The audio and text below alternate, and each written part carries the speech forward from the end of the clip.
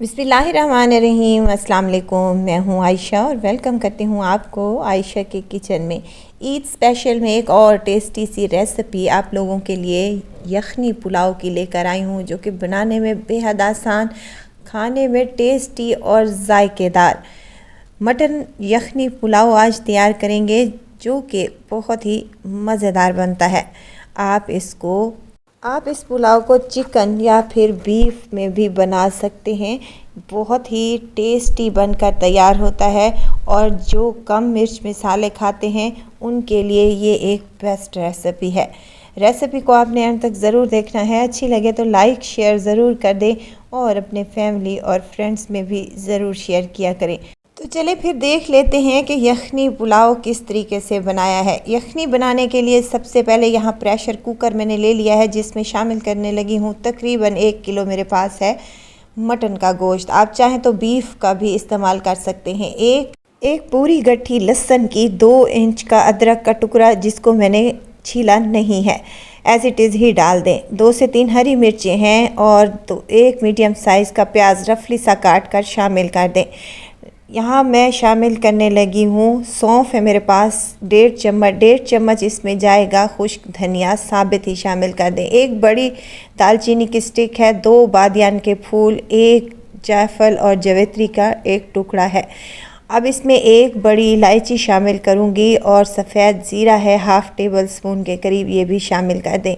अब यहाँ पर मैंने दही का इस्तेमाल किया है। दही है मेरे पास तकरीबन 2 से 3 चम्मच के बराबर दही शामिल करेंगे, तो इससे क्या होगा कि हमारा जो मटन है वो बेहतरीन सा, जूसी सा और मज़ेदार सा तैयार होगा।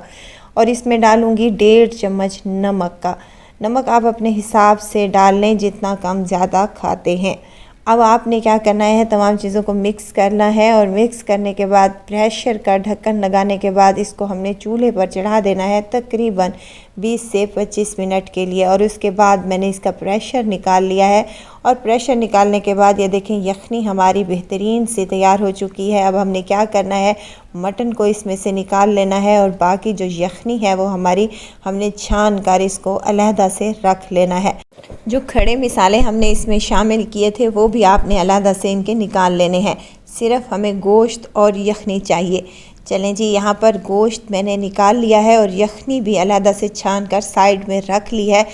यहाँ पर मैंने ले लिया है एक पतीला, जिस पे शामिल करने लगी हूँ 1 कप कुकिंग ऑयल का। साथ ही कुछ खड़े मिसाले हैं मेरे पास, तेज़ पत्ते हैं 2 अदद शामिल कर दें और मिक्स गरम मसाला है तकरीबन 1.5 चम्मच के बराबर, ये शामिल कर दें और हल्का सा कड़कड़ा लें ताकि इस ऑयल में अच्छी सी खुशबू आना स्टार्ट हो जाए। तो 1 मीडियम साइज़ का प्याज है मेरे पास, जिसको मैंने स्लाइसिस में कट कर लिया है, ये इसमें शामिल कर दें।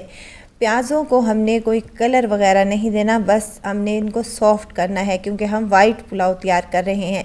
वाइट पुलाव में क्या होता है कि ये प्याज जो हैं सॉफ़्ट ही रखने होते हैं। प्याज सॉफ़्ट हो जाएं तो हमने इसमें 1 चम्मच भर कर लहसुन अदरक का पेस्ट शामिल करना है। 1 चम्मच कुटी हुई सब्ज़ मिर्चें हैं मेरे पास, ये भी शामिल कर दें और इनको 2 से 3 सेकंड तक अच्छे से फ्राई कर लें। खुशबू आना स्टार्ट हो जाए प्यारी सी, तो इनका कच्चापन भी दूर हो जाए, तो हमने क्या करना है, इसमें जो हमने मटन निकाल कर रखा था और गला कर रखा था वो इसमें ऐड कर देंगे और इसको 5 से 7 मिनट तक हम इसकी भुनाई कर लेंगे। गोश्त को भूनना लाजमी है, जितना ज़्यादा भूनेंगे हमारा जो वाइट पुलाव है वो उतना ही ज़्यादा टेस्टी बनेगा। अब यहाँ पर मैंने इसकी भुनाई 7 से 8 मिनट कर ली है। तो साथ ही मैं इसमें कुछ मिसाले शामिल कर रही हूँ। 1/2 टेबल स्पून इसमें जाएगा गरम मसाला और 1 टेबल स्पून खुश्क धनिया और 1 कप मैं यहाँ पर दही का और नमक शामिल किया है 1 चम्मच के बराबर। अच्छा, यहाँ पर मैं आपको एक और बात भी क्लियर कर लूँ कि यहाँ पर जो मैंने मिसाले शामिल किए हैं ये ऑप्शनल हैं। अगर आप नहीं डालना चाहते तो एज़ इट इज़ ही बना लें, बहुत ही टेस्टी बनेगा। लेकिन अगर मिसाले शामिल करेंगे तो थोड़ा सा टच हमारा देसी आ जाएगा, जिससे पुलाव खाने का टेस्ट और मज़ा दोबाला हो जाएगा। अब मिसालों को भी अच्छे तरीके से भून लें, दही का पानी खुश्क हो जाए और मिसाले भी भून जाएं, तो हमने इसमें क्या करना है, यखनी शामिल कर लेनी है जो हमने छान कर रखी थी। यखनी शामिल करने के साथ साथ मैं इसमें कुछ पानी भी शामिल करने लगी हूँ। और याद रहे, यहाँ पर मैं चावल की मिकदार तकरीबन 750 ग्राम यानी कि 3 पाव के लगभग चावल है मेरे पास और 1 किलो मटन था। और उस हिसाब से मैं पानी शामिल कर रही हूँ। जितना चावल आपने पकाना है उस हिसाब से आप पानी सेट कर लीजिएगा। यहाँ पर मेरे पास बासमती राइस हैं, कच्ची कायनात वाले। आपके पास जो भी चावल हो आप उस हिसाब से पानी कम या ज़्यादा कर सकते हैं। अब 20 मिनट पहले भीगे हुए चावल मैं इसमें शामिल करने लगी हूँ और इसको अच्छे से मिक्स कर लिया है। मिक्स करने के बाद हमने इसको कवर लगा देना है और पकने के लिए छोड़ देना है। वीडियो तो स्टेज पर अगर आपको ज़रा सी भी अच्छी लग रही हो तो वीडियो को लाइक कर दिया करें और चैनल को सब्सक्राइब भी कर लिया करें, तो आप लोगों का बेहद शुक्रिया। अब 5 से 7 मिनट तक मैंने इसका कवर लगा दिया था और उसके बाद मैंने इसका कवर खोला है तो माशाल्लाह से कितने ज़बरदस्त से हमारे चावल बनकर तैयार होने वाले हैं। इसी पॉइंट पर आपने क्या करना है, नमक की मिक़दार को चेक कर लेना है और साथ के साथ इसमें हरी मिर्चें शामिल करने लगी हूँ 3 से 4 अदद और 1 मुट्ठी के करीब इसमें हरा धनिया और पुदीने के थोड़े से पत्ते भी शामिल कर रही हूँ ताकि इनका टेस्ट अच्छा आए। अब इनको हमने मिक्स कर लेना है और मिक्स करने के बाद दोबारा से कवर लगाना है ताकि ये जो हमारी यखनी है पुलाव में ये अच्छे से खुश्क हो जाए।